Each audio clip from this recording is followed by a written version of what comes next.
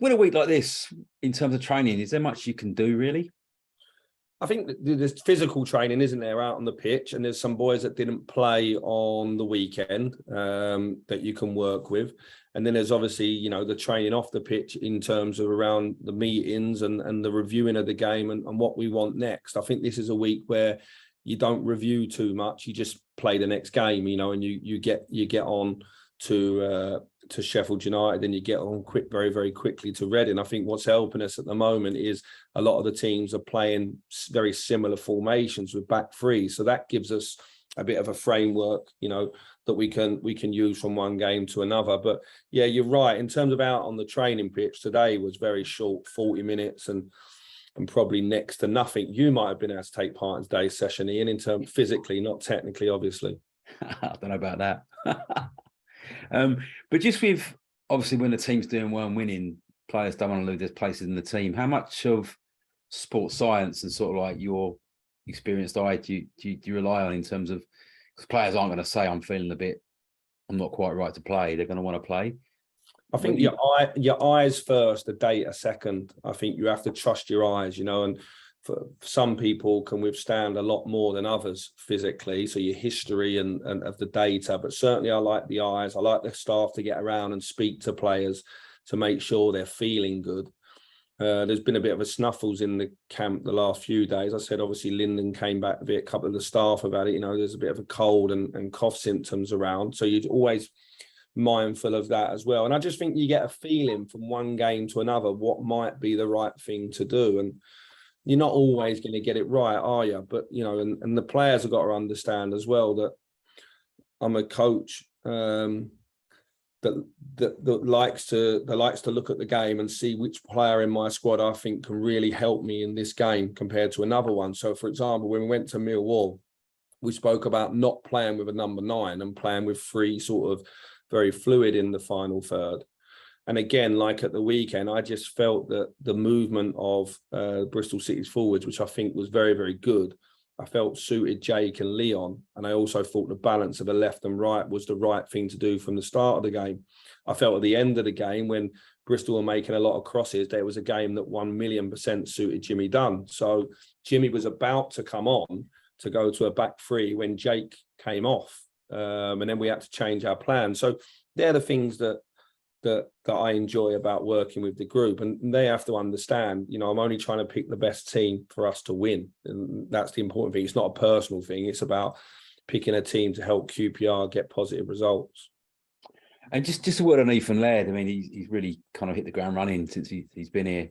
He's been very impressive, and he's definitely on loan for the whole season, isn't he? There's no option of United calling him back. I think in every loan agreement, there might be some sort of option here. And I think like in every loan agreement, because if the boy came to London and didn't settle or wasn't playing, then there'd always be a discussion. I think that's always there. I haven't gone over the contract. That's not my job. My job's to say I want that player. And obviously, I'm absolutely delighted that the club were able to get him in. So I don't know the exact ins and outs. I'm probably the wrong person to ask. But in my experience of being a 23s coach and at Liverpool and loaning players out, and being at Rangers and bringing loan players in, and at Aston Villa and here, that there's always some sort of break clause for everybody, a discussion. At this moment in time, the boy is absolutely delighted to be here. He's loving it. You can tell that on and off the pitch. We're absolutely over the moon with him. And I think Man United are delighted. You know, he had a host of clubs, and what the nice thing was that Man United really wanted him to come to QPR as well. So I think at the moment, everyone's delighted with the way it's going, how we envisaged it going before we signed the loan agreement, which is exactly how it's going at the moment. And yeah, he's a lovely boy as well. So there's nothing not to like about Ethan Laird.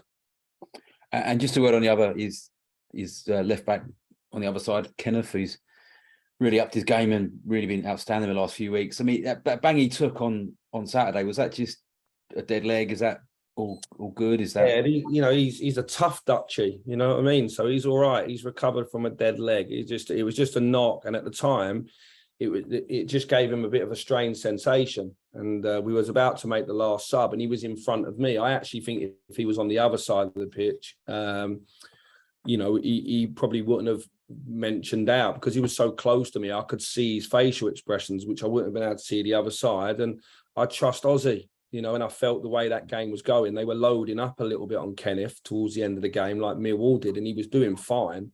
But I just felt, you know, why take the risk? So, yeah, I'm pleased to say that Ken has recovered, trained today, and he's absolutely fine. And as he finding, I mean, it's a big step up playing sort of 3 games in 6 days to what he's used to in Holland. Is that he seems to be embracing the kind of the workload? Yeah, he knocked out the biggest minutes in pre-season in terms of like distances. Not the biggest minutes, in terms of the biggest meters every day. Kenneth was the most robust player in pre-season. So he on average run the most and the most higher speed every week. So he's set himself up for weeks like this. I think he's really enjoying it. As I say, we're delighted to have him. So far, so good. It's very early days, you know, for him. It's only 11 games in the country, or a little bit less because he missed a couple. So he's not played 10, or he might have only just played 10 games in England. So let's not, you know, go crazy. Ken knows he's got a lot to do, but we're pleased with him at the moment.